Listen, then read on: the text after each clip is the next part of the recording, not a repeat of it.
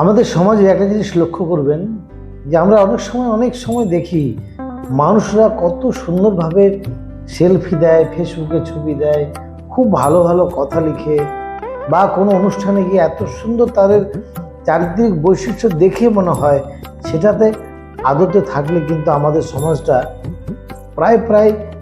ম্যাক্সিমামটা ভালো হতো। কিন্তু কখন দুঃখ লাগে জানেন, যখন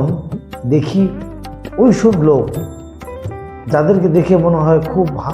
চরিত্রবান লোক, খুব ভালো মানুষ, এদের দ্বারা খারাপ হতে পারে না, সেলফি দিচ্ছে, ফ্যামিলি নিয়ে হাসছে, হাসি মুখে ছবি দিচ্ছে, স্টেজে চেপে বক্তৃতা দিচ্ছে, ভালো ভালো ভাষণ দিচ্ছে, সে যে প্রফেশনাল লোক হোক, যখন দেখি সে নোংরা কাজ, খারাপ কাজ করছে বা করতে সাহায্য করছে, তখন মনে হয় ম্যাক্সিমামটাই যেন পচে গেছে সমাজের লোকগুলো।